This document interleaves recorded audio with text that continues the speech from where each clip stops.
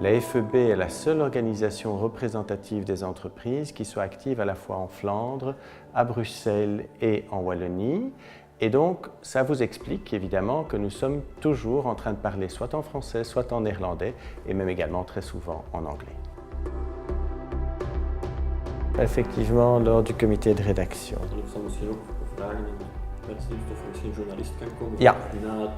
Na de infosessie misschien een bureau-interview met u en de minister of... Heel goed. Le pitch est simple. Nous avons cette volonté d'avoir au moins des bilingues qui sont toujours au contact de nos membres, qui sont au contact du monde politique.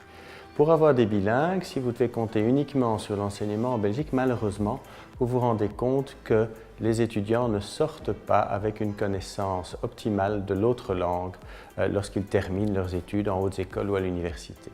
Il y a donc besoin, avec des jeunes, de formations complémentaires. Et donc nous étions à la recherche d'un opérateur qui puisse effectivement nous accompagner dans cette nécessité d'amélioration. Nous essayons d'avoir à la fois des formations collectives et des formations individuelles. Un exemple de formation collective, c'est ce qu'on appelle les Learn at Lunch, qui nous permet d'organiser sur une heure du midi, avec maximum 6 personnes, un échange à propos d'une thématique qui est présentée par le formateur du CERAN. Extrêmement intéressant. Formation plus individuelle. Une ou deux personnes ont besoin d'une formation particulière parce que, par exemple, elles vont devoir négocier sur un thème qu'elles ne connaissent pas très bien.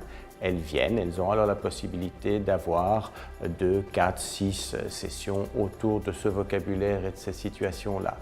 D'autres hypothèses, quelqu'un qui est vraiment, je dirais, débutant ou en tout cas pas extrêmement bon dans l'autre langue a vraiment besoin d'un bain intensif. Là, nous pensons alors à l'envoyer pour une semaine au CERAN à Spa, où nous savons que l'immersion, si vous voulez, se fait et que les résultats sont extrêmement rapidement là. Nous faisons beaucoup de réunions de travail où nous échangeons sur des sujets.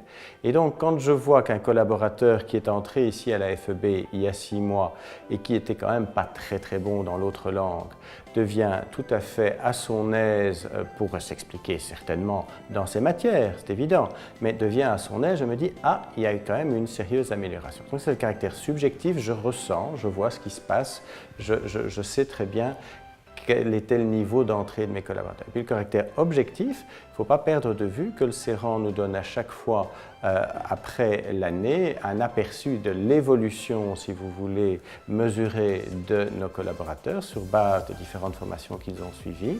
Et là, nous pouvons véritablement mesurer l'amélioration, voir aussi si pour les années suivantes, on peut lui proposer une offre d'une qualité supérieure, ou en tout cas où il aura des difficultés supérieures, et ainsi avancer.